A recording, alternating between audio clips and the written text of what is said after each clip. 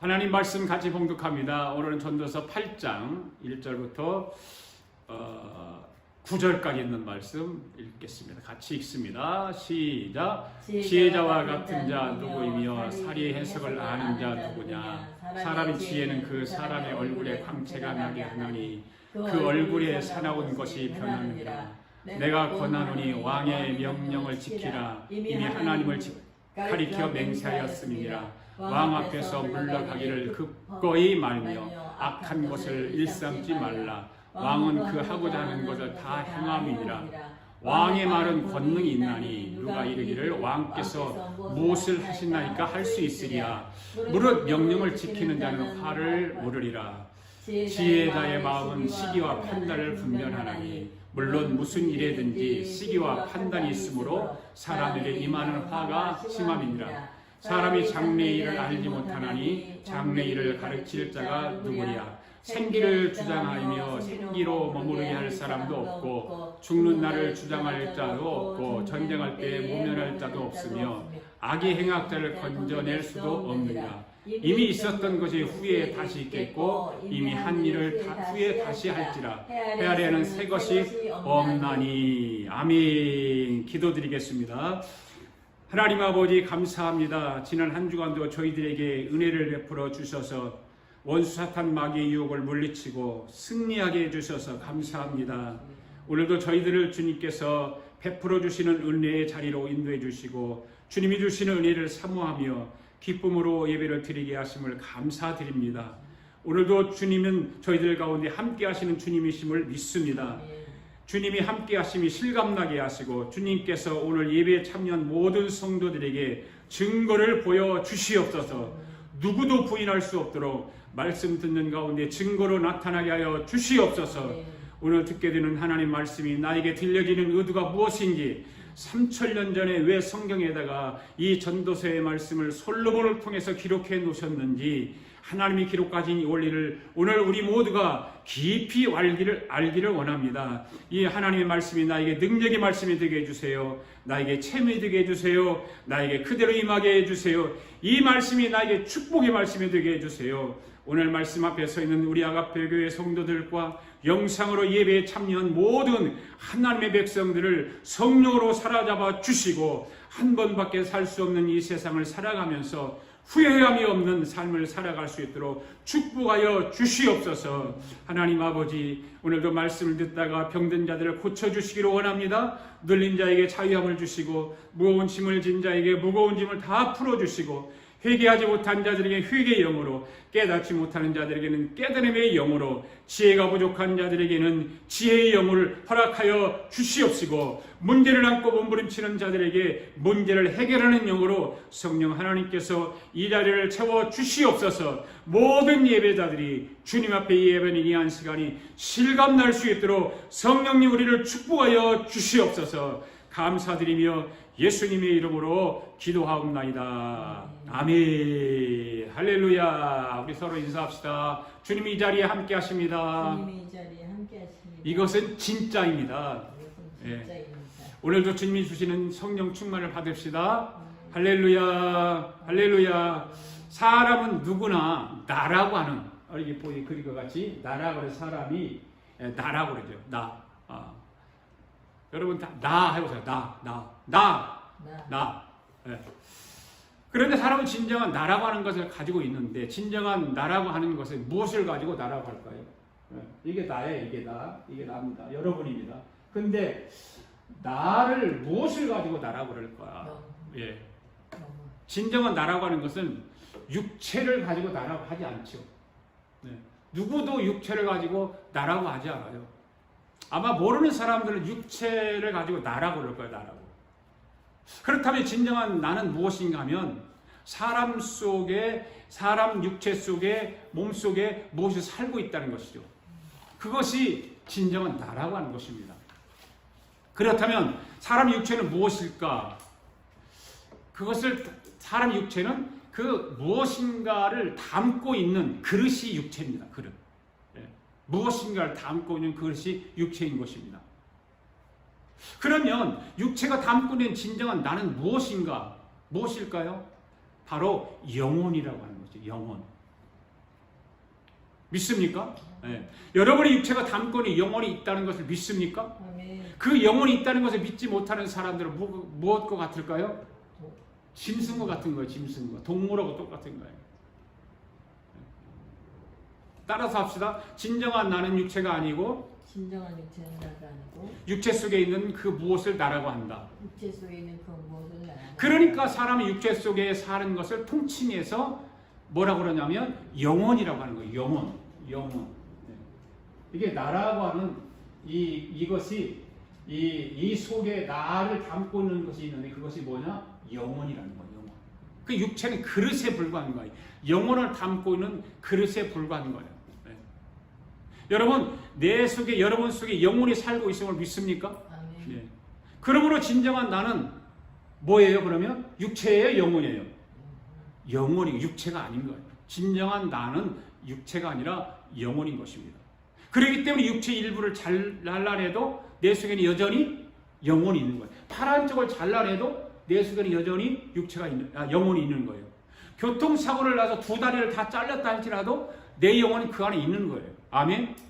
그러니까 사람의 육체가 고깃덩어리나 마찬가지이기 때문에 진정한 나는 육체가 아닌 것입니다. 믿습니까, 여러분? 그러면 진정한 나라고 하는 건 뭐라고 했습니까? 육체 속에 있는 영혼이 진정한 나인 것입니다. 아멘? 그런데 여러분, 이 영혼 속에는 세 가지 기능이 있습니다. 세 가지 기능. 어떤 기능인지 한번 살펴볼까요? 생각의 기능이 있고요. 느낌의 기능이 있고요. 결단의 기능이 있어요. 이거를 이렇게 한문으로 말하면 지정의라고 하는 거죠. 이 세 가지 기능을 담고 있는 것입니다. 여러분, 생각하지 않는 사람은 아무도 없잖아요. 지금도 여러분 생각하고 있잖아요. 여러분 하나님 앞에 예배 드리면서 지금 생각하고 있어요. 네. 사람은 누구나 생각하며 살아가요. 왜 생각할 줄 알까요? 왜 생각할까요? 바로 저와 여러분 속에 진정한 나라고 하는 영혼이 있기 때문에 생각하는 거예요. 영혼이 없으면 생각할 수가 없는 것이죠. 그다음 두 번째 느낌이 있죠. 느낌의 기능이 있죠. 느낌이라고 하는 건 뭐예요? 네, 사람이 기뻐하는 거. 그렇죠? 느낌이라고 하는 건 감정, 사랑, 희노애락, 열정, 애정 이런 것들이 느낌이죠. 느낌으로 오는 거예요. 네. 기뻐하는 것도 사람이 기능을 가지고 있기 때문에 기뻐하는 거고, 슬퍼하는 것도 느낌의 기능을 가지고 있기 때문에 슬퍼하는 거예요. 눈물도 마찬가지고. 여러분들도 누가 기뻐하면 기뻐하잖아요. 누가 슬픔을 당하면 슬퍼하고, 그리고 누가 화를 내면 나도 화내고, 나한테 화내면 나도 화내잖아요. 바로 진정한 나라고 하는 것은 바로 이러한 느낌이 내 영혼 속에 들어있는 거예요. 영혼 속에 담고 있는 거예요. 그 다음에 세 번째 결단의 기능이죠. 결단의 기능. 결단의 기능들은 뭐예요? 의지, 결정하는 거, 선택하는 거, 비전과 꿈, 노력, 성실, 실천, 행함 이런 것들이 다 결단이 있어야만이 가능한 거잖아요. 이거는 생각만 가지고 안 되잖아요. 그 다음에 느낌만 가지고 되나요? 아니죠. 생각과 느낌을 통해서 결단을 해야 되는 거죠. 그러니까 진정한 나라고 하는 영혼 속에는 이와 같이 세 가지 기능이 있는 것입니다. 이 기능이 뭐라고요? 생각의 기능, 느낌의 기능, 결단의 기능. 이것을 한문으로 지정의라고 하는 것입니다. 저와 여러분의 진정한 나는 무엇이라고요? 영혼. 진정한 나라고 하는 건 육체가 아니라 영혼인 것입니다. 이 영혼의 세 가지 기능은 뭐라고요? 그것을 생각의 기능, 느낌의 기능, 결단의 기능이다. 이와 같은 진정으로 나라고 하는 영혼 속에 이 세 가지 기능을 가지고 있습니다. 오늘도 하나님 말씀을 듣게 되는데 여러분의 영혼 속에 담고 있는 이 세 가지 기능을 가지고 듣게 되면 성령의 역사가 일어나게 될 줄로 믿습니다. 할렐루야. 오늘은 전도서 8장의 말씀을 살펴보면서 하나님께서 베푸신 은혜를 받고자 합니다. 1절의 말씀을 같이 읽겠습니다. 시작. 지혜자와 같은 자 누구며 사리의 해석을 아는 자 누구냐. 사람의 지혜는 그 사람의 얼굴에 광채가 나게 하나니 그 얼굴에 사나운 것이 변하느니라. 아멘. 이 1절의 말씀은요, 이제 8장 오늘 공부하는데 이 1절의 말씀이 8장 전체 서론에 해당하는 말씀입니다. 1절 한 절이. 여기서 솔로몬은 뭐를 말하고 있어요? 지혜로 말미암아 나타나는 두 가지 현상을 말하고 있는데 한 가지 현상은 뭐냐? 내면의 변화죠. 한 가지 현상은 내면의 변화고 또 한 가지 변화는 외모의 변화입니다. 예, 겉사람의 변화입니다. 예. 여기서 내면의 변화라고 하는 것은 사리 분별의 능력을 의미하는 것입니다. 예. 사리 판단할 줄 알고 분별할 줄 아는 것. 우리가 지난주에 7장 29절의 말씀을 읽었었는데 거기서 언급된 말씀과 같이 하나님의 말씀을 통해서 내 영혼 속에 있는 생각의 기능, 느낌의 기능, 결단의 기능, 즉 지정의를 통해서 도덕적 행위를 할 수 있는 능력을 비롯하여 세상의 이치를 바르게 깨닫는 능력이죠. 그리고 옳고 그름을 분별하는 능력 등을 포함하는 것이 바로 내면의 변화라는 거죠. 그리고 이 솔로몬은 이런 내면의 변화가 생겨나게 될 때에 내 영혼 속에 자리 잡고 있는 보이지 않는 내면 세계뿐만 아니라 눈에 보이는 사람의 얼굴, 그러죠? 사람의 외모, 또 그런 모든 심령 상태처럼 변화가 일어난다는 거예요. 내면 속에 변화가 일어나면 그것이 얼굴에도 변화가 일어나겠죠. 여러분 화가 나면 속에서 화가 치밀어 오르면 얼굴에 변화가 날까요? 안 날까요? 나타나죠. 얼굴에 변화가 나고 막 빨개지고 막 울긋불긋하고 막 화난 막 무서운 사람처럼 변하잖아요. 그 변하는 거예요. 예. 내면의 생각을 가지고 있는 대로 이 얼굴로 나타나는 것입니다. 이러한 사실을 반증해 주는 한 일화가 있는데 무엇일까요? 이게 뭐예요? 최후의 만찬이죠. 예수님께서 대제사장과 군인들에게 붙잡히기 전에 마지막으로 12 제자들과 만찬을 가지셨습니다. 이것이 바로 최후의 만찬입니다. 이거 누가 그렸을까요? 이게 누가 그린지 몰라. 이게 누가 그랬어요? 레오나르도 다빈치. 예, 그죠? 예. 르네상스 시대에 레오나르도 다빈치가 그린 그림입니다. 이건 세계 걸작품 중에 하나입니다. 그런데 이 레오나르도 다빈치가 최후의 만찬을 그리게 된 동기가 있어요. 거기에 숨겨진 이야기가 있습니다. 1491년에 새로 지어진 수도원의 벽화를 그릴 그 유명한 화가를 찾던 로마 교황청이 당시 이탈리아에서 명성이 높았던 화가 이 레오나르도 다빈치를 불러서 성경에 기록된 예수님의 제자들의 마지막 만찬 광경을 벽화로 그려줄 것을 부탁을 받아요. 그리고 이 그림을 부탁받은 이 다빈치가 그때부터 그림의 모델로 쓰일 사람들을 찾아다니기 시작합니다. 여기저기 찾아다닙니다. 그 끝에 찾아다닌 끝에 1492년에 예수님의 모습을 상징할 수 있는 깨끗하고 선하게 생긴 19세의 젊은이를 찾은 뒤 본격적인 작업에 착수하게 됩니다. 그리고 그 후에 6년이라는 세월이 흐르면서 예수님의 11명의 제자 그림을 모두 다 완성을 합니다. 이 다빈치는 마지막으로 한 사람을 그려야 되는데 예수님을 은 30냥에 팔았던 가룟 유다를 모델을 찾기 시작합니다.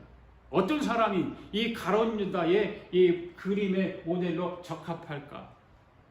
이 다빈치가 가룟 유다를 모델을 찾는다는 소식을 듣게 된 로마의 시장이 이 다빈치에게 이야기를 해줍니다. 로마의 지하 감옥에 가면 사형을 기다리고 있는 수백 명의 죄수들이 거기 있다.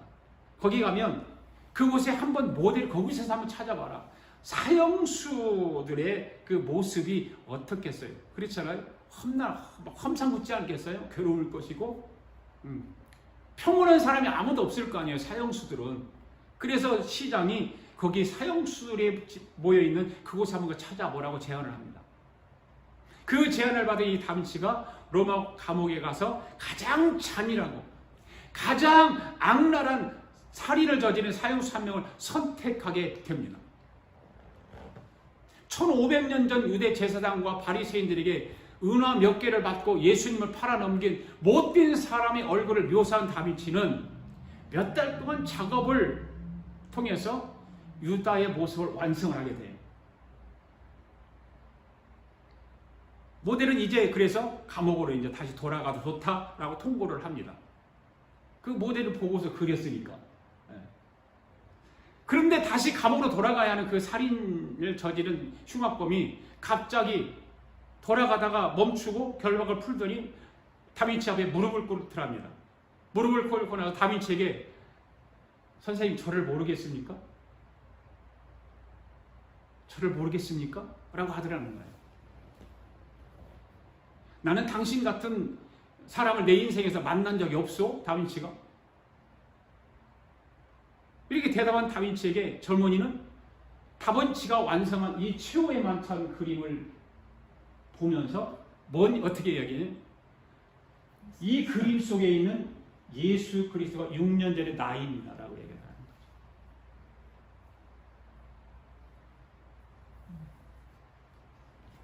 여러분, 이 이야기가 오늘 저 여러분에 주는 교훈이 무엇이라고 생각하시나요? 그렇습니다. 사람은 그 내면이 어떠하느냐에 따라서 그 얼굴도 달라진다는 거예요. 내가 무슨 생각을 하고 있는가? 내 내면 안에 무엇이 들어있는가? 무엇이 자리 잡고 있는가에 따라서 그것이 얼굴에 나타나게 되어 있는 것입니다. 내 영혼 속에 있는 내가 어떤 생각, 어떤 느낌, 어떤 결단을 하느냐에 따라서 내 육체의 얼굴 모습이 달라지게 된다는 것입니다. 우리나라 속담 속에 사람은 평생 얼굴이 10번 변한다는 말이 있습니다. 무슨 말일까요? 그것은 사람이 일생 동안 살아가면서 무수한 우여곡절을 겪으면서 살아가는데 그로 인해서 마음이 변하고 삶이 변하고 얼굴까지도 변한다는 그런 말입니다. 그렇잖아요. 우리가 인생을 살아가면서 삶을 살아가면서 많은 우여곡절들이 우리 앞에 많이 놓여 있음으로 인해서 우리의 얼굴 표정이 많이 변합니다. 살아가면서 많은 사람들이 얼굴이 다 다릅니다. 어떤 사람이 어떤 마음으로 살고 어떤 것을 추구하고 사느냐에 따라서 그 얼굴에 광채가 날 수도 있고 어둠에 들이일 수 있다 그 말이에요. 환하게 웃는 얼굴이 될 수 있고 험상궂은 얼굴, 환한 얼굴, 무서운 얼굴을 할 수도 있다 그 말입니다. 만일 어느 누가 거룩하고 고귀한 가치를 추구하고 하늘의 신령한 지혜를 소유했다면 아무리 못생긴 얼굴이라 할지라도 남들이 감히 그를 함부로 대할 수 없는 그런 위험함과 진실함이 그 얼굴에 들여 있는 거예요. 얼굴에 나타나 있는 거예요. 가진 것이 없어도 그거 많이 배우지 못했더라도 고귀한 거룩하고 고귀한 가치를 추구한 사람이라면 그 얼굴에는 그런 표정이 다 나타나 있죠. 그런데 반면 온갖 탐욕과 집착과 이기적인 마음과 악한 것을 고집하는 사람이라면 아무리 예쁘게 치장을 하고 예쁘게 화장을 해도 그 얼굴은 점점 어둡고 추한 모습으로 비춰지게 돼 있어요. 감출 수가 없는 거예요. 성도 여러분, 그렇다면 오늘 저와 여러분은 어떤 마음으로 살아야 할까요? 어떤 마음으로 살아야 할까요?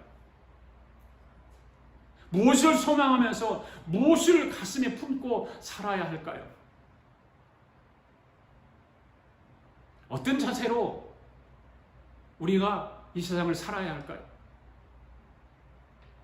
다른 무엇보다도 하나님의 뜻과 하나님의 말씀, 하나님의 성품을 저와 여러분 심령에 품고 살아가야 하는 줄로 믿습니다. 찬송가에 보면 이런 찬송가가 있죠. 너 성결기 위에 내 머리 숙여. 그 찬송이 2절과 3절의 가사를 보면은 이렇게 되어 있죠.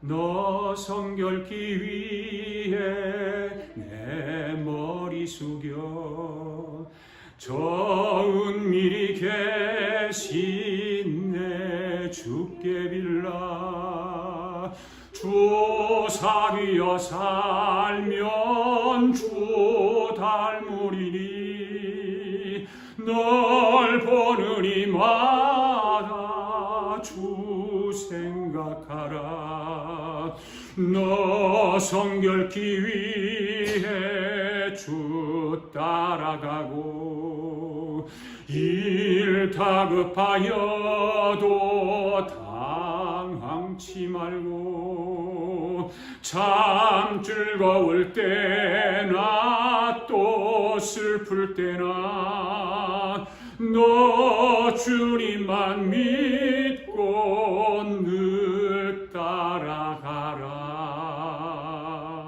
아멘. 이 찬송 가사와 같이 저와 여러분의 얼굴을 보고 사람들이 주님을 생각할 수 있는 지혜로운 삶, 아름답고 거룩한 삶을 사는 저와 여러분 될 수 있기를 주님의 이름으로 축원합니다. 아멘. 할렐루야. 아멘. 여러분, 지혜로운 사람은요, 이치를 알기 때문에 말을 해도 이치에 맞는 말을 하잖아요. 지혜로운 사람은 그렇죠? 그리고 행동을 해도 이치에 맞는 행동을 하게 되어 있습니다. 그러나 우매자는 그렇지 못합니다. 어리석은 사람은 이치를 알지 못하기 때문에 무모하게 처신하기 쉽습니다. 오늘 저와 여러분은 다 지혜로운 사람들이 될 수 있기를 바랍니다. 지혜로운 사람은 형통한 일을 맞을 때에는 하나님의 은혜인 줄 알고 감사하면서 기뻐합니다. 그리고 공고한 일을 당했다고 해서 낙심하거나 불평하지 않습니다. 할렐루야. 그 속에 반드시 하나님의 선하신 뜻이 있음을 생각하면서 마음의 평화를 갖게 되는 거죠. 예. 형통해도 하나님의 뜻이 거기에 있을 것이고, 내가 곤고한 일을 당해도 낙심하고 불평하는 것이 아니라 거기에 하나님의 뜻이 있을 것이라고 생각하면서 살아가면 그 사람이 바로 지혜로운 사람 아닐까요? 그러나 어리석은 사람은 어떤 사람입니까? 전도서 7장 9절에 보면은 대로 우매자의 특징 가운데 하나가 뭐였어요? 마음이 급하다고 그랬잖아요. 지난주에. 그렇죠? 그리고 쉽게 막 성급하게 성질이 급해갖고 막 노를 바라고, 적은 일에도 쉽게 얼굴이 일거리지고, 참 그게 어려워요. 그것이. 그렇죠? 마음이 급하고 쉽게 화를 내고. 사랑하는 성도 여러분, 오늘도 하나님께서 우리 모두에게 은혜를 베풀어 주실 줄 믿습니까? 그렇다면 저와 여러분의 얼굴이 지혜로운 자의 얼굴처럼 환하게 은혜롭게 광채로 빛나게 될 수 있기를 바랍니다. 할렐루야. 가능하면 아니라 사나운 표정을 안 짓는 것이 좋아요. 아무리 화가 나도. 근심 걱정 어두운 그늘이 여러분의 얼굴에서 다 사라지게 되기를 축복합니다. 언제나 은혜가 충만하고 덕스럽고 밝게 웃는 얼굴이 다 되시기를 예수님의 이름으로 축원합니다. 할렐루야. 솔로몬은 2절 이하에서 그리고 새로 그 지혜로운 사람이 사례에 맞게 처신하는 모습을 세 가지로 설명하고 있어요. 첫 번째는 뭐냐? 왕이 명령을 내릴 때는 어떻게 처신해야 하는가? 왕이 옳지 못한 그릇된 명령을 내릴 경우도 있을 거잖아요. 그때 신하로서 어떻게 처신해야 하는가? 어떤 것이 지혜로운 것인가를 2절부터 9절까지 말씀입니다. 두 번째는 뭐예요? 왕이 명령을 내릴 때 어떻게 처신해야 하는가? 이거는 왕이 명령을 내릴 때 어떻게 처신해야 하는가? 왕이 명령을 때 어떻게 처신해야 되는 거. 이거 똑같이 해놨네요. 자, 우리는 이 땅에서 의롭게 사는 사람이 잘 되고 또 악인들은 잘못되어 마땅하다고 생각합니다. 그러나 현실은 그렇지 않죠. 의로운 사람이 고통을 당하고 악인은 오히려 형통한 것을 볼 수 있습니다. 모순된 현실들이죠. 이런 모순된 현실에서 지혜로운 사람은 어떻게 처신해야 하는가? 그것이 10절부터 15절까지 있는 말씀입니다. 오늘 그 공부는 안 해요. 세 번째로는 우리가 살아가다 보면 우리의 머리로 이해되지 않는 일을 많이 당하게 되는데 이건 왜 그럴까? 하나님의 섭리를 생각해 보라는 거죠. 하나님의 하늘에 계시고 우리는 땅에 있다는 거죠. 여러분, 하나님과 저와 여러분 사이는 하늘과 땅 차이인 것을 믿습니까? 그보다 더 멀어요, 사실은. 그러니까 우리의 그 작은 머리, 인간의 작은 머리로 어떻게 하나님의 하시는 일을 이해할 수 있겠느냐 그 말이에요. 이해할 수 없죠. 이와 같이 이해할 수 없는 일을 당할 때 지혜로운 자는 어떤 마음으로 살아가는가? 이것이 마지막 16절, 17절 말씀. 다음 주에 이제 공부할 건데 이거는 오늘은 1절부터 9절까지 있는 말씀을 할 거예요. 자, 오늘 두 번째로 왕의 명령을 내릴 때 지혜로운 사람은 어떻게 해야 되는가? 어떻게 해야 되는가? 2절 말씀 읽습니다. 시작. 내가 권하노니 왕의 명령을 지키라. 이미 하나님을 가리켜 맹세하였습니다. 아멘. 여기 등장하는 왕은 하나님께 세우신 왕이에요. 그렇죠? 아멘. 아무는 그냥 보통 왕이 아니라 하나님의 명령을 맹세한, 하나님 앞에 맹세한 왕이에요. 예. 거기서 뭐라 그래요? 왕의 명령을 지키라. 이 사람은 하나님을 가리켜 맹세하였습니다. 예. 신하가 왕의 명령을 지키는 것은 마땅한 도리잖아요. 그것이 원리고 살이인 것입니다. 왜 그렇습니까? 이미 하나님을 가리켜 맹세했기 때문에, 하나님 앞에서 맹세했기 때문에.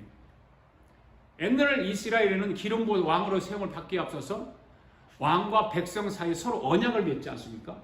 네. 서로 언약을 맺어요. 살아계신 여호와 하나님 앞에서 언약을 맺습니다. 왕은 왕대로, 백성은 백성대로. 그때 백성들은 하나님 앞에서 왕에게 충성을 다하겠다고 다짐을 하죠. 그리고 왕의 통치에 복종하겠다고 맹세하고, 마땅히 신하는 왕의 명령을 지켜야 하는 것입니다. 그러므로 왕의 명령을 거역하는 것은 하나님을 가리켜 맹세한 것을 어기는 것이 되는 거죠.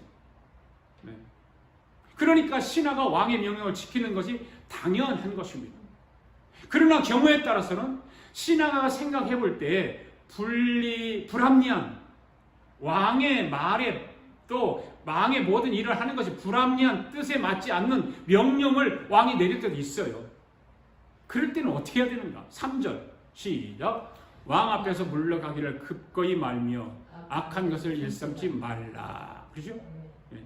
아무리 자기 생각과 명령을 왕이 내린다 할지라도, 네, 신하가 얼굴을 붉히면서 듣기 거북하다는 듯이 왕 앞에서 급히 물러가는 것은 무례한 행동인 것입니다. 왕의 권위를 무시하는 것입니다. 그래서는 안 된다는 것입니다. 거기서 한 걸음 나가서 뭐라고 그랬어요? 악한 것을 뭐라고 그랬어요? 일삼지 말라 그랬잖아요. 왕이 싫어하는 것, 왕에게 해가 되는 것을 꾀하지 말라 그 말이에요. 신하가 왕을 배반하고 반역하는 것은 벌받아 마땅한 것입니다. 왜 그런 것을 해서는 안 되는가? 3절 하반부터 4절까지 시작. 왕은 그 하고자 하는 것을 다 행함이니라. 왕의 말은 권능이 있나니 누가 이르기를 왕께서 무엇을 하시나이까 할 수 있으리라. 왕에게는 절대 권력이 주어지는 것입니다. 아멘. 네. 사람을 살리기도 하고 죽이기도 하는 권세가 왕에게는 있죠. 여러분, 성경을 보면 솔로몬의 부친이었던 다윗 왕이 있잖아요. 그 다윗 왕이 열왕기상을 1장부터 쭉 읽어보면 이 내용이 쭉 나오는데, 이제 나이가 들어서 이제 왕권을 이제 물려주게 되잖아요. 네. 그때 솔로몬의 이복 형이었던 뭐라고 하냐면 아도니아가 자기 마음대로 그 다윗의 뒤를 이어서 왕이 되겠다고 계략을 꾸며요. 계략. 그런데 다윗은 하나님의 뜻에 따라서 솔로몬에게 왕을 물려주는 거예요. 재밌어요. 거기 열왕기상 읽어보면 재밌습니다. 상당히 재밌습니다. 그러다 보니까 아도니아의 목숨이 위태롭게 되죠. 그래서 아도니아는 즉시 달려가서 제단의 뿔을 꼭 잡고, 제단의 뿔을 잡고 있습니다. 그 당시에는 아무리 큰 죄인이라도 제단의 뿔을 잡기만 하면 그를 벌할 수 없었습니다. 그런 제도가 있었기 때문에 제단의 뿔을 잡습니다. 그 아도니아가 제단의 뿔을 쥔 채 사람을 솔로몬에게 보내요. 네, 솔로몬에게. 자기의 죄를 용서해달라는 거죠. 자기가 잘못한 거 용서해달라는 거예요. 죄를 졌으니까. 계략을 꾸민 것을, 그거를 자기는 알고 있고, 그거를 왕이 알고 있기 때문에 그 얘기를 하는 거예요. 그래서 솔로몬이 아도니아를 살려줘요. 그런데 한 가지 조건이 있는 거예요. 뭐냐면, 네가 선하게 살면 너의 머리카락 하나도 상하지 않을 것이고, 그러나 만일 네 속에 악한 것이 보면 살아남지 못할 것이다 라고 하는 것을 조건을 세워요. 그리고서 살려줘요. 이 왕의 명령을 내렸으면 아도니아가 어떻게 해야 돼요? 지혜롭게 처신을 해야 하잖아요. 자기가 했던 것을 취소를 해야 되고 지혜롭게 처신해야 되는데, 그러나 아도니아는 참 어리석은 사람이었어요. 어떻게 했냐면 솔로몬의 어머니 밧세바를 찾아가요. 아도니아가. 그리고 간청을 해요. 이렇게 다윗 왕을 모시고 있던 수냄 여자 아비삭을 자기에게 아내로 달라는 거예요. 이거 얼마나 어리석은 일입니까? 아무리 그 여자가 아름답고 자기 마음에 들어도 그런 말을 할 수 있나요? 없지요. 왜냐하면 선왕의 여자를 아내로 삼는다는 것은 왕위를 계승하기 전에는 할 수 없는 일인데 쾌락이 그렇게 거기 꿈에 있는 거예요. 선왕의 아내를 자기 아내로 삼으면 자기가 왕위를 계승할 거라고 생각했던 거죠. 그 소리를 솔로몬 왕이 들어요. 솔로몬은 지혜로운 사람이잖아요. 그래서 아직도 아마 아도니아 마음속에 왕에 대한 미련이 남아있다는 것을 알아차립니다. 그걸 알고 여지없이 약속을 어겼기 때문에 형이지만 가차없이 처단해버리죠. 이와 같이 왕의 손에는 사람을 살리기도 하고 죽일 수도 있는 권세가 있습니다. 지혜로운 사람은 그것을 잘 압니다. 그래서 왕의 명령을 거역하지 않습니다. 잘 지킵니다. 그리고 왕의 명령이 비록 자기 귀에 듣기 거북하다 할지라도 왕 앞에서 급히 물러나는 어리석은 짓을 하지 않습니다. 왕을 배반하고 악한 걸 꾀하지 않습니다. 그러다 보니까 지혜로운 사람은 불안전한 것이 안전하죠. 네, 안전하죠. 화를 당하지 않습니다. 5절 말씀 한번 보겠습니다. 시작. 무릇 명령을 지키는 자는 화를 모르리라. 지혜자의 마음은 시기와 판단을 분별한다. 자, 그러면 신하가 생각하기에 도저히 왕의 명령을 이해할 수 있는 경우는 어떻게 해야 됩니까? 거기서 지혜가 필요한 것이죠. 하반절에 뭐라고 그랬어요? 지혜자의 마음은 시기와 판단을 분별한다는 거예요. 분별한다. 적절한 시기에 적절한 행동으로 처신한다 그 말입니다. 분별할 줄 아니까. 여러분 다니엘과 세 친구를 한번 생각해 보세요. 다니엘과 세 친구가 바벨론을 포로로 끌려갔습니다. 바벨론 왕 느부갓네살의 명령을 내리죠. 그 명령은 뭐예요? 3년 동안 내가 주는 진미와 포도주를 먹고 마시면 라고 하는 훈련을 받게 만들어요. 그러나 다니엘과 세 친구는 왕이 주는 진미와 포도주를 먹어요 안 먹어요? 왜 그래 안 먹어요? 자기 몸을 더럽힐 수 없다는 거죠. 그렇다고 해서 공개적으로 왕이 하사하는 음식을 거부하면 왕령을 어기는 셈이 되니까 목숨이 되지 않겠습니까? 그렇잖아요. 네. 그때 다니엘이 어떻게 합니까? 다니엘도 지혜로운 사람이잖아요. 자기들을 감독하는 자를 찾아가서 제안을 이렇게 제의를 해요. 왕이 주는 포도주와 진미 대신에 채식하고 물만 좀 달라는 거예요. 열흘 동안 시험을 해서 그 결과에 따라서 감독자의 좋은 대로 처분하라는 거예요. 제가 왕의 진미를 먹은 사람하고 내가 채식과 물만 먹은 우리하고 비교를 한번 해보라는 거죠. 그래서 3년 가운데 열흘은 아무것도 아니에요. 그죠? 그래서 감독자가 다니엘의 제안을 좋게 여기고 수락을 해줘요. 왕의 진미와 포도주를 자기가 대신 취하고 다니엘과 세 친구에게는 채식과 물을 주어요. 열흘 동안의 시험이 끝났습니다. 결과가 어떻을까요? 하나님께서 다니엘과 세 친구에게 은혜를 베풀어 주셨기 때문에 그들의 얼굴이 다른 동료들보다 광채가 났다. 윤택한 거예요. 왕의 진미를 먹은 사람의 얼굴과 채소와 물과 먹은 자기 신앙의 정주를 지키고 하나님의 뜻을 따라 살아간 다니엘은 채식과 물만 먹었어도 얼굴에 광채가 납니다. 그렇게 해서 다니엘과 세 친구는 음식으로 자기들의 몸을 더럽히지 않을 수 있었던 것입니다. 이와 같이 지혜로운 사람은 적절한 시기에 적절한 행동을 잘 할 줄 알아야 되는 거죠. 그러므로 화를 당할 필요가 없는 거죠. 그런 어리석은 사람은 그렇지 못합니다. 6절과 7절 말씀 읽습니다. 시작. 무릇 무슨 일이든지 시기와 판단이 있으므로 사람에게는 임하는 화가 심하니라. 사람이 장래의 일을 알지 못하니 장래를 가르칠 자가 누구랴. 여러분 어리석은 사람은 시기와 판단을 분별하지 못합니다. 무모하게 행동합니다. 그렇기 때문에 화를 당합니다. 할렐루야. 어리석은 사람은 자기가 장차 당하게 될 화가 얼마나 극심할지를 깨닫지 못합니다.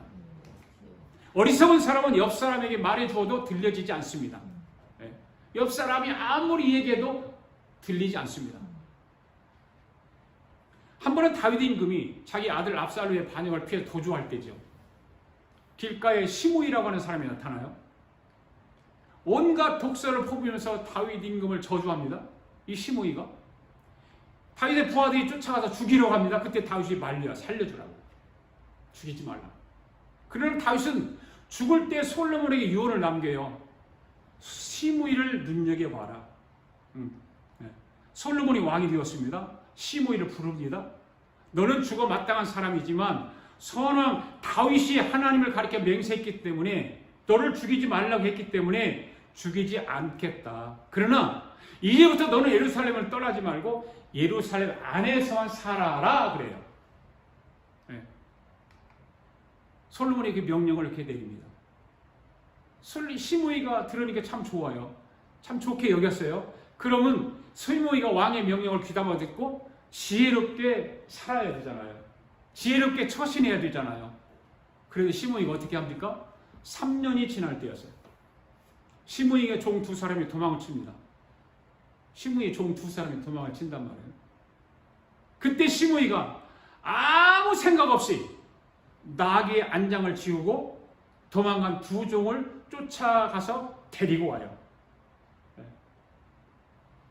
자기가 왕의 명령을 어기고 예루살렘 밖으로 나갔다는 사실을 심각하게 생각하지 않은 거예요. 3년이 지났으니까 까마득히 잊어먹을 수도 있고 망각할 수 있었겠죠. 아, 이때면 괜찮겠지라고 생각했을 수도 있고 잠시 나갔다가 돌아오는 건 괜찮겠지라고 했을 거라고 그 말이에요. 그러나 결과가 어떻게 됐어요? 왕의 명령을 어겼기 때문에 시므이는 죽임을 당해요.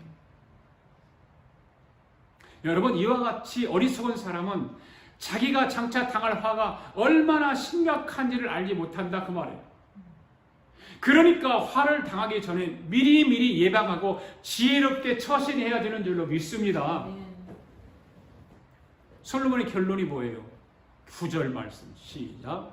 내가 이런 것들을 다 보고 마음을 다하여 해 아래서 행하는 모든 일을 살핀즉 사람이 사람을 주장하여 해롭게 하는 때가 있으며. 아멘. 여기서 사람이 사람을 주장한다고 하는 표현은 왕이 나라의 백성 전체를 다스리는 군주제도를 지적하는 거예요. 그런데 여기서 전도자 솔로몬이 해 아래에서 행하는 모든 일 가운데 이처럼 왕이 나라를 다스릴 때 사람을 해롭게 하는 것을 지적하고 있는 것입니다. 이는 당시에 소위 폭군이라고 불리는 악한 왕들에 의해서 행해지는 폭정을 말하는 거예요. 네. 여러분, 우리가 살아가고 있는 이 세상은 선과 악이 함께하는 세상에 살아가고 있습니다. 그렇죠? 네. 당시에도 선과 악이 혼돈 상태로 인한 악인들의 잘못을 지적하는 내용 가운데 이를 가장 먼저 지적한 것은 뭐예요? 이것이 악인들이 저지를 수 있는 대표적인 유형의 범죄라는 거죠. 또 그만큼 심각한 문제를 이야기하는 것입니다. 이것들은 그들은 자기들에게 주어진 권력을 가지고 어떻게 해요? 합법적인 불법을 저질러요. 이 세상에 그런 왕들이 얼마나 많이 있을까요? 네. 악한 왕이 통치할 경우에 그의 악은 나라 전체에 영향을 끼치게 마련 아닙니까? 자기들에게 주어진 그 대통령이라고 하는 권력을 가지고 합법적으로 불법을 자행하는 대통령들이 얼마나 많냐 그 말이에요. 이 세상에는 그런 악한 왕들이 많아요. 어떤 왕은 독재를 통해서 악을 저지르고, 어떤 왕은 공산주의 사상을 가지고 백성들을 악한 길로 이끌려 가려고 그러고, 지금 러시아와 우크라이나가 전쟁 보세요. 러시아 그 대통령, 그게 선한 왕이에요? 악한 왕이에요? 악한 왕이죠.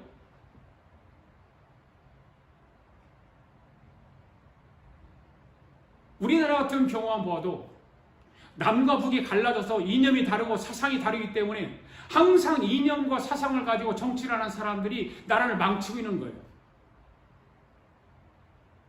여러분, 우리나라는 누가 뭐라고 해도 이승만 대통령이 건국을 한 나라예요.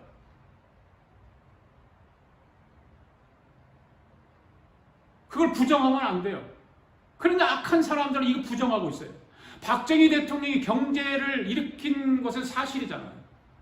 공과 안 좋은 것도 있고 그렇지만 공과 산은 있지만 우리나라 경제 대국을 이렇게 우리나라가 잘 살게 된 그 경제 강국을 만드는 게 누구예요? 박정희예요. 그런데 공산주의 사상을 가진 사람들은요, 이승만 대통령을 인정하지 않고 박정희 대통령을 독재자로 몰아세우면서 자기들의 이념과 사상을 관철시키려고 백성들을 현혹하고 건국을 부정하고 공산주의 체제로 몰아가려고 하다가 어떻게 했어요? 지난 대통령 선거 때 자유민주주의를 원하는 국민들의 힘으로 정권을 교체를 이루게 됐잖아요. 여러분, 포악한 왕이나 독재자들이나 공산주의 사상을 가진 왕들은 가혹히 세금을 거두고 재물을 빼앗고 백성을 괴롭히는 포악한 정치를 하는 거예요. 왕이 그렇게 되면 그 밑에는 대신들이라도 정신을 차려야 되는데, 그런데 그렇지 않고 크고 작은 관리들, 지방 관리들까지 똑같이 왕의 뒤를 따라서 백성들을 괴롭히고 착취하고, 그래도 뻔뻔스럽게 대통령이 되겠다고 나와서 거드름 뜨는 사람들을 보면 참 우리나라 걱정해요.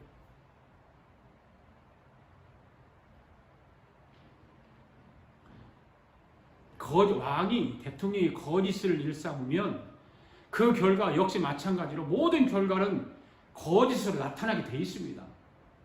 보세요. 우리나라 지난 정부 때 거짓으로 막 처음부터 마지막까지 거짓말만 했던 것이 다 지금 드러나고 있지 않습니까?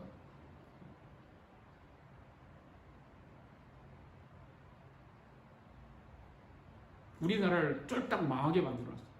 원전을 파괴하고 4대강 보호를 무너뜨리고 한미동맹을 파괴하고 경제를 파탄시키고, 심지어는 북한 그 김정은이 에게 USB에다가 나라에 무엇을 담아다 갖다가 주었는지 모르지만 내통하고 국민들 모르게 북한의 김정은을 만나러 가고. 여러분, 이처럼 악을 저지르는 가장 근본적인 이유는 무엇일까요? 왜 그럴까요? 왜 그런 악을 저지를까요? 왜 거짓을 할까요? 나라의 통치자가 왜 거짓말을 할까요? 그것은 물론 그들의 본성이나 심성 자체가 어떤 공산주의 사상을 가지고 악한 계획을 가지고 있기 때문일 것입니다. 그러나 그보다 먼저 그들은 자신들의 손에 쥔 권력이 하나님으로부터 부여받은 것임을 알지 못하기 때문에 그런 거예요. 자기들이 가지고 있는 권력이 하나님이 주었다고 하는 것을 알지 못하기 때문에, 그들이 자신들에게 주어진 권력이 무엇을 위한 것인지 올바른 인식을 하지 못하기 때문에. 무슨 말이에요? 그들이 만일 자신들이 쥐고 있는 권력이 하나님으로부터 나온 것인 줄 알았다면 당연히 그것을 어떻게 사용해야 할지도 알 거예요. 그렇죠? 곧 하나님의 뜻을 받들고 행하라고, 하나님의 뜻을 구현하여 백성들로 하여금 하나님을 더 잘 섬기고 행복한 삶을 영위하도록 하기 위해 주어진 것임을 알 것이라, 그 말이에요. 나에게 주어진 권위가, 나에게 주어진 이 대통령직이, 왕권이 하나님으로부터 주어진 것임을 안다면, 그러나 그들은 이를 알지 못하기 때문에 오로지 자기만을 위해서 권력을 사용하고 그 권력을 백성들 가운데 악을 자행하고 있는 거예요. 이처럼 비참한 일들은 역사 가운데 종종 있어온 일들이 아닙니까? 네.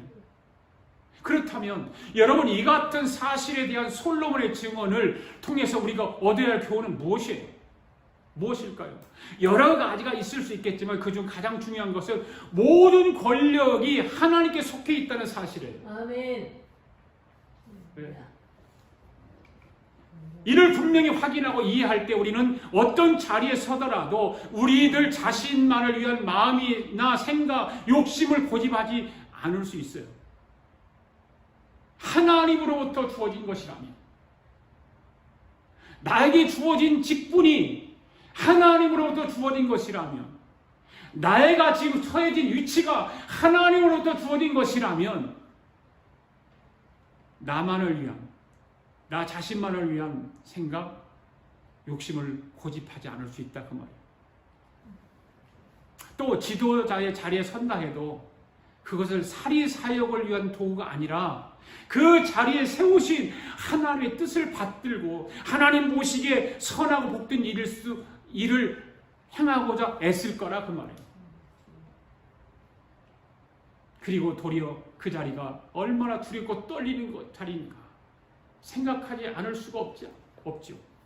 더욱 생각하고 더욱 근신하고 조심하고 자기 자신을 돌아보면서 그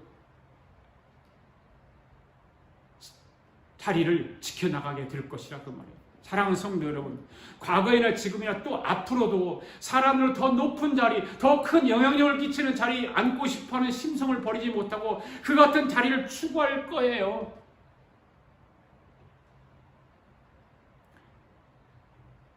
그렇지 않아요? 분명히 그럴 거예요. 이런 자리에 여러분들 중에서도 앉게 될 일이 있을 것이라는 사실 역시도 분명할 거예요. 그러나 이 세상 사람들과 달라야 할 우리들이 반드시 기여할 것이 있습니다. 그건 바로 오늘 우리가 확인한 말씀입니다. 바로 모든 권세는 하나님에게서 나온 것이다. 그렇기 때문에 우리가 어느 자리에 있든지 그 자리는 주님을 위한 자리, 주님의 뜻을 실천하기 위한 자리가 되어야 한다는 것입니다. 할렐루야. 그러므로 참된 지도자, 온전한 지도자, 진정으로 영향력 있는 지도자가 되기를 원하신다면 먼저 하나님을 경외하는 마음을 배우고 간직할 수 있기를 바랍니다. 우리 아가페교회 성도들은 하나님이 하신 일과 하나님의 뜻을 이루어드리는 순종하는 성도들이 되시기를 바랍니다. 하나님으로부터 부여받은 모든 지도자들, 나라의 지도자든 교회의 지도자든 가정의 어른이든 간에 그 권위를 인정하고 웃 어른을 잘 섬겨야 하는 줄 믿습니다. 그것이 바로 지혜로운 길이에요. 지혜로운 삶이에요. 사리에 맞는 일이에요. 우리 마음의 평화를 누릴 수 있는 길이고 우리 얼굴에 광채가 나게 할 수 있는 길이에요. 할렐루야. 오늘부터 시작하는 이 한 주간도 저와 여러분의 느낌과 생각과 결단, 즉 지정의 지혜가 모든 육체와 얼굴에 해같이 빛나는 복된 삶이 될 수 있기를 주님의 이름으로 축복합니다. 아멘. 할렐루야. 아멘. 할렐루야. 아멘.